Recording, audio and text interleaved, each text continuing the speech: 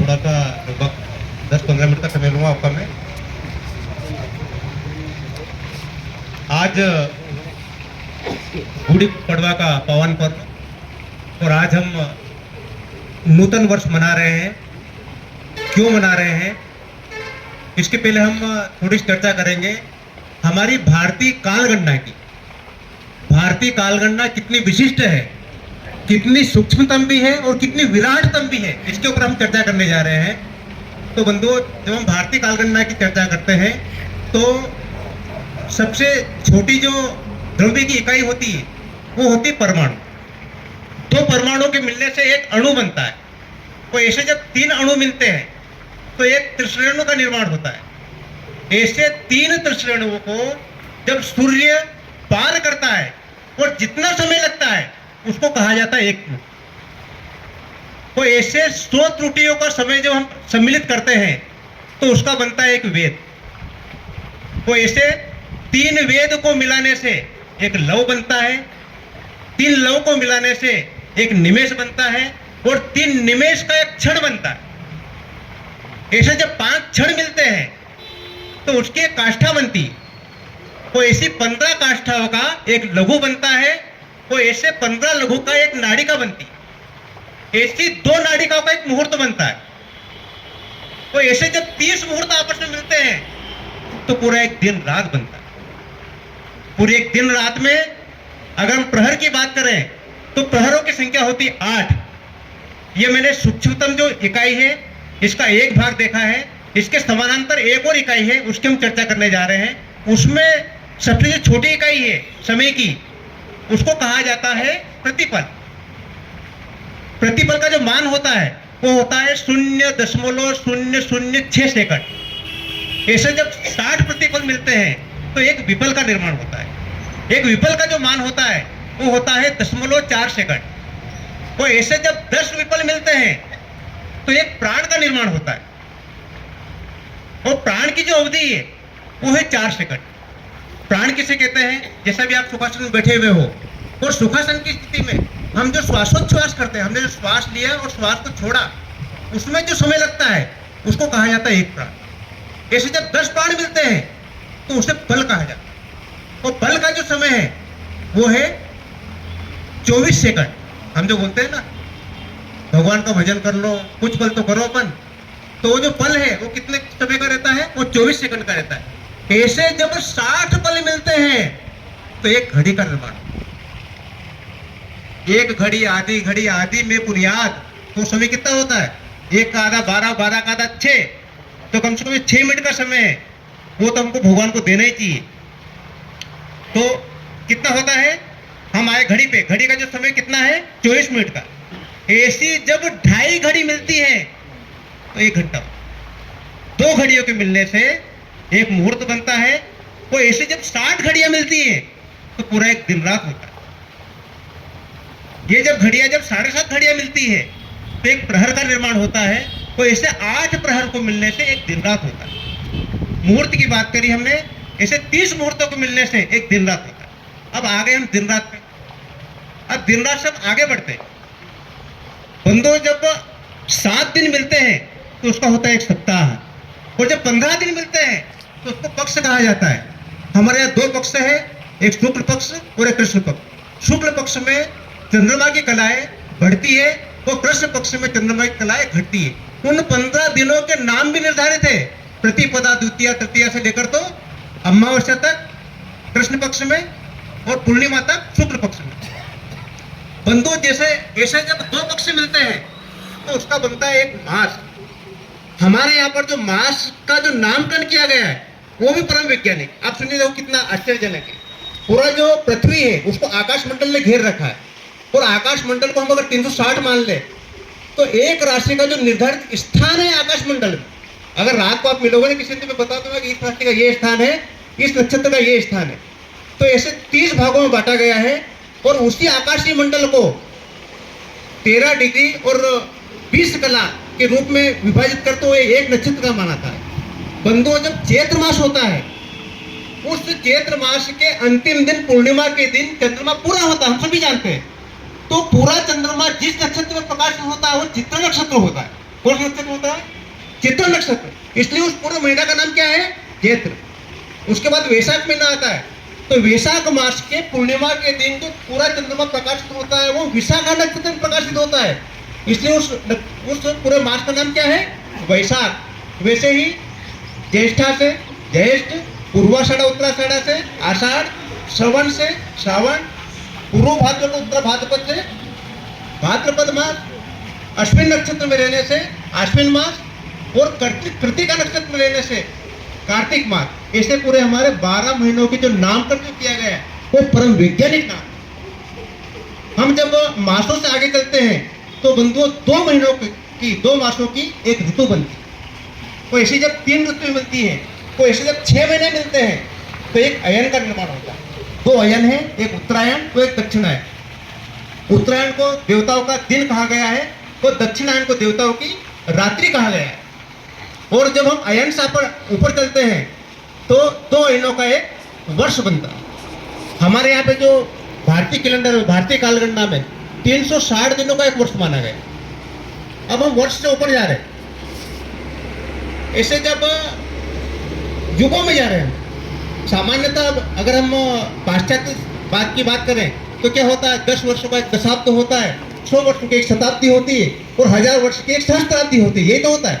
लेकिन अगर भारतीय कालगणना की बात करें तो इसमें एक जो 360 दिन का एक दिव्य वर्ष होता है, वो देवताओं का दिन है।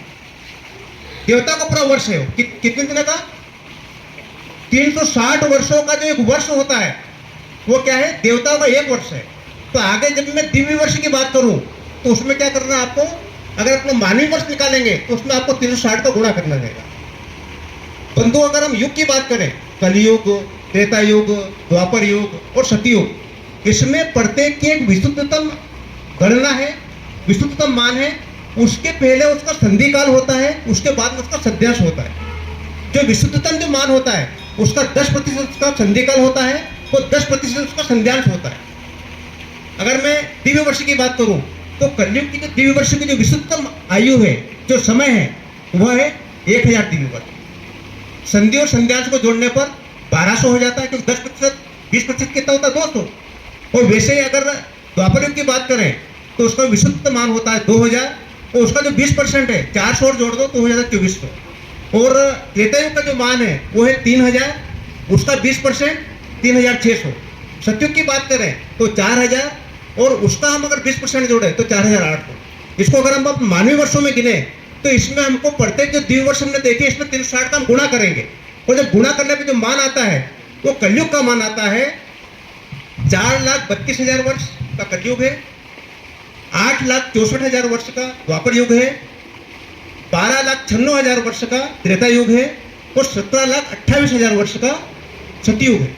हम जब चारों युगों को मिलाते हैं तो इसका जो मान आता है वो एक चतुर्युगी कहलाता है, और ये है 43,20,000 वर्ष। हम कहाँ तक आए? अभी हम आए हैं चतुर्युगी के मान तक आ गए, जो 43,20,000 वर्ष है। बंधु, जब ऐसे 1000 चतुर्युगी मिलती है तो ब्रह्मा का एक दिन होता है जिसे कहा जाता है कल्प। तो कल्प का समय, इस कल्प की अवधि में 14 मनु का काल होता है जिसको कहा जाता है मनवंतर, और एक जो मनवंतर का जो काल है वो होता है 71 चतुर्युगी। कितना होता है? 71 चतुर्युगी। और जब 71 चतुर्युगी को किससे गुणा करते हैं? चतुर्युगी के मान से गुणा करते हैं, जो कितना है? 20,000 वर्ष। अगर अपन चतुर्युगी का मान निकालें तो 71 चतुर्युगी को हम 14 से गुणा करते हैं तो वो आता है 994। और अभी हमने बात की है कि ब्रह्मा जी का एक दिन कितने का होता है? 1000 का। तो वास्तव में उसके बीच में क्या है? 2 मनवंतरों के बीच में संधि काल होता है। ऐसे 14 मनवंतरों के पहले और बाद में बीच मिलाकर 15 संधि काल होते हैं, और एक संधि काल होता है एक सतयुग के बराबर जिसका मान है 17,28,000 वर्ष। और जब इसकी गणना करते हैं तो ये आता है 6 चतुर्युग के बराबर। तो 994 वो हो गए और 6 ये हो गए, तो कितने हो गए? 1000 सहस्त्रयुग। तो ऐसे 1000 चतुर्युगी का ब्रह्मा का एक दिन होता है जिसे क्या कहा जाता है? कल्प। जिसका पूरा मान आता है वो आता है 4,32,00,00,000 वर्ष। ये एक ब्रह्मा का दिन है जिसे कल्प कहा जाता है। ब्रह्मा का दिन पूरा होने पर फिर क्या होता है? पूरा प्रलय होता है, जिसे ब्रह्मा की रात कहा जाता है, वो उसका समय भी कितना है? 4,32,000 वर्ष। जब हम दोनों को जोड़ते हैं तो ये होता है 8,64 वर्ष। इतने क्या होता है ब्रह्मा का दिन और रात। अब ये ब्रह्मा क्या एक दिन होगा? ब्रह्मा का एक वर्ष क्या होगा? इसको 360 को गुणा करो अपन। तो जब 360 का इसमें गुणा करेंगे तो इसका जो मान आता है वो आता है 31 खरब 10 अरब और 40 करोड़ वर्ष। इतना क्या होता है ब्रह्मा का एक वर्ष है। वर्तमान में जो वर्तमान ब्रह्मा है उनके 50 वर्ष की अवधि पूरी हो गई है। इसको जब 50 वर्ष से गुणा करेंगे, 50 से गुणा करेंगे तो इसका मान आएगा 31 नील 55 खरब और 20 अरब वर्ष। इतना क्या है ये? ब्रह्मा जी की जो 50 वर्ष की आयु पूरी हुई उसकी बात हुई। अब ब्रह्मा जी की 50 वर्ष की अवधि पूरे होने के बाद में ब्रह्मा जी का वर्तमान में प्रथम दिन चल रहा है अभी, और उस दिन को क्या कहते हैं अपन? कल्प। उस कल्प का नाम क्या है? श्वेत वराह कल्प। इस श्वेत वराह कल्प में हमने बात की थी कि ब्रह्मा जी के एक दिन में क्या होता है? 24 मनोकाल होता है। उसमें से बंधुओं 6 मनों का काल पूरा हो गया। जब हम 6 मनों काल निकालते हैं, एक मनोकाल कितना है? 71 चतुर्युगी। तो 6 मनोकाल कितना हो जाएगा? 426 चतुर्युगी।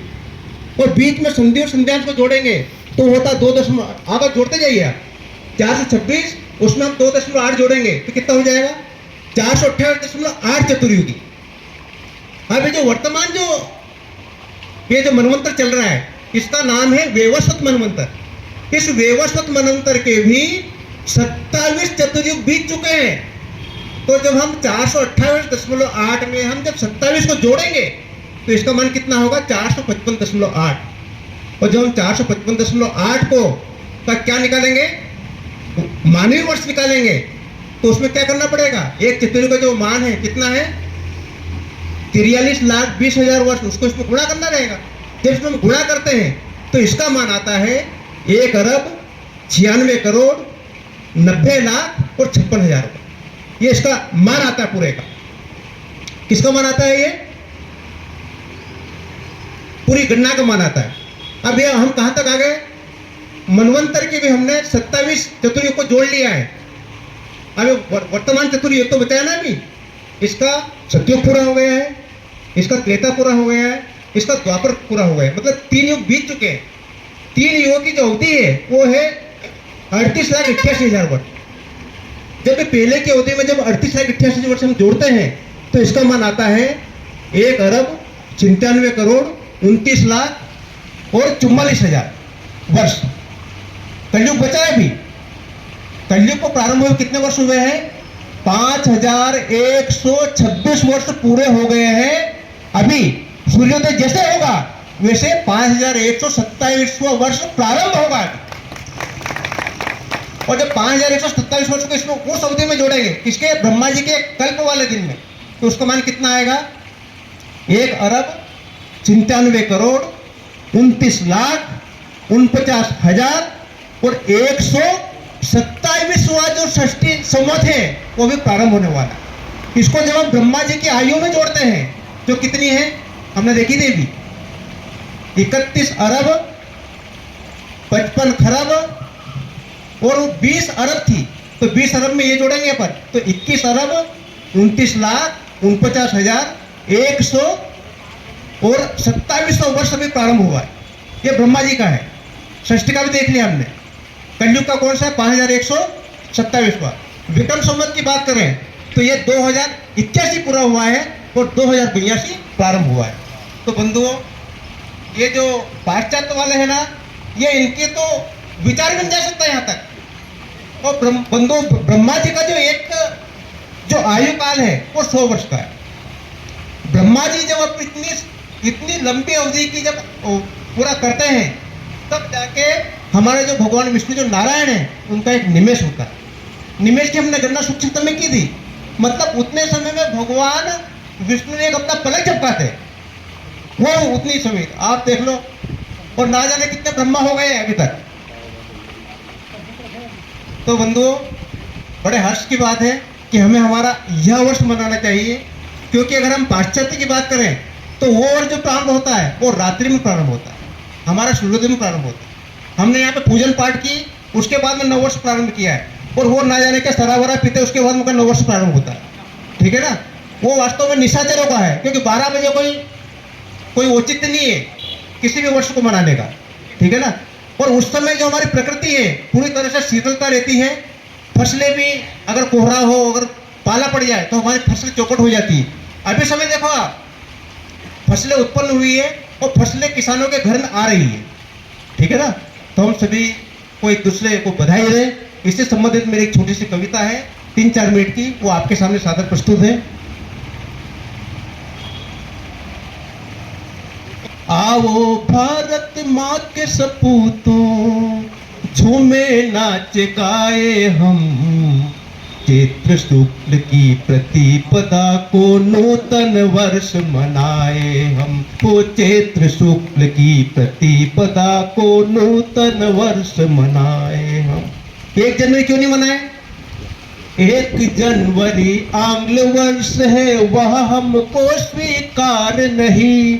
ठिठुरन से सहमी धरती माँ बहती बासंती बहार नहीं। चहु और गहरा कोहरा सूना प्रकृति का है आंगन। उमंगहीन उत्साहहीन ऐसा अपना त्योहार नहीं। छोड़ विदेशी नया साल बेसी नव वर्ष मनाए हम। हो चैत्र शुक्ल की प्रतिपदा को नूतन वर्ष मनाए हम। अब हमारे वर्ष में क्या होता है? आज देखिए आप, माँ प्रकृति है खिली खिली, ऋतुराज बसंत बिछाया है। सूर्य देव की प्रथम किरण संग नव संवत्सर आया है। शीतल मंद सुगंध पवन जो सबके मन को भाया है।